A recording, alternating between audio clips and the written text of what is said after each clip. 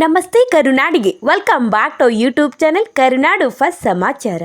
ಸಣ್ಣ ಮತ್ತು ಅತಿ ಸಣ್ಣ ರೈತರಿಗೆ 5 ಎಕರೆಗಿಂತ ಕಡಿಮೆ ಭೂಮಿ ಹೊಂದಿದರೆ ಗುಡ್ ನ್ಯೂಸ್ ಒಂದು ದೊರೆತಿದೆ. ಅದೇನಂತೀರಾ ನೋಡೋಣ ಬನ್ನಿ ಈ ವಿಡಿಯೋದಲ್ಲಿ. ಇದೊಂದು ಯೋಜನೆ. ಈ ಯೋಜನೆಯ ಹೆಸರು ಬಂದು ಉದ್ಯೋಗ ಖಾತ್ರಿ ಯೋಜನೆ ಎಂದು. ಈ ಯೋಜನೆಯಡಿ ಸಣ್ಣ ಮತ್ತು ಅತಿ ಸಣ್ಣ ರೈತರಿಗೆ ಸಂತಸ ಸುದ್ದಿಯೊಂದು ಕಾದಿದೆ.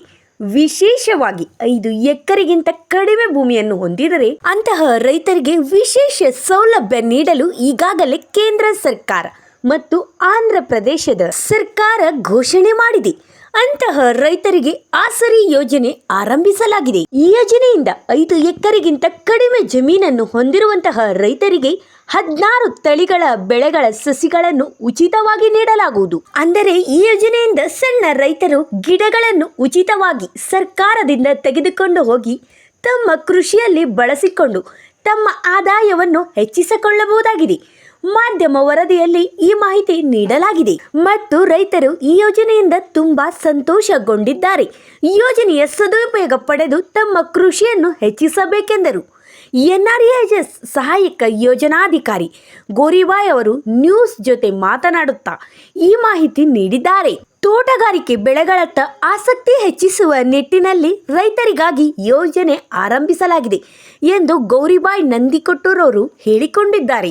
ಮತ್ತು ಋತುಮಾನದ ಪರಿಣಾಮಗಳಿಂದ ಆಗಿರುವಂತಹ ತೊಂದರೆಗಳಿಗೆ ರೈತರು ಈ ಯೋಜನೆಯ ಲಾಭದಾಯಕ ಒಪ್ಪಂದವಾಗಿದೆ ಎಂದು ಗೌರಿಬಾಯ್ ಹೇಳುತ್ತಾರೆ.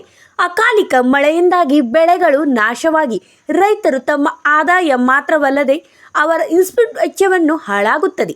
ಈ ಯೋಜನೆಯ ಮೂಲಕ ರೈತರು ತೋಟಗಾರಿಕಾ ಬೆಳೆಗಳನ್ನು ಮುಖ ನೋಡುವುದರಿಂದ ಅವರಿಗೆ ಅನುಕೂಲವಾಗುತ್ತದೆ, ಅಂದರೆ ರೈತರಿಗೆ ಅನುಕೂಲವಾಗುತ್ತದೆ ಎಂದು ಹೇಳಿಕೊಂಡಿದ್ದಾರೆ.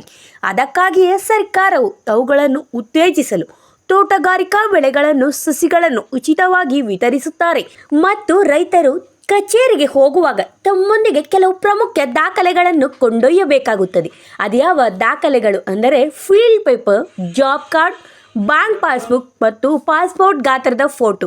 ಮತ್ತು ಇದರೊಂದಿಗೆ ರೈತರು ಒಂದು ಅರ್ಜಿಯನ್ನು ಭರ್ತಿ ಮಾಡಿ ಸಲ್ಲಿಸಬೇಕು. ಸರ್ಕಾರಿ ಅಧಿಕಾರಿಗಳು ಫಾರ್ಮ್ ಅನ್ನು ಪರಿಶೀಲಿಸಿ ನಂತರ ರೈತರಿಗೆ ಪ್ರಯೋಜನಗಳನ್ನು ನೀಡುವ ಕೆಲಸವನ್ನು ಖಚಿತಪಡಿಸುತ್ತಾರೆ. ಧನ್ಯವಾದಗಳು. ಈ ವಿಡಿಯೋ ನಿಮಗೆ ಇಷ್ಟ ಆದರೆ ಲೈಕ್ ಮಾಡಿ, ಶೇರ್ ಮಾಡಿ ಮತ್ತು ಕಮೆಂಟ್ ಮಾಡಿ.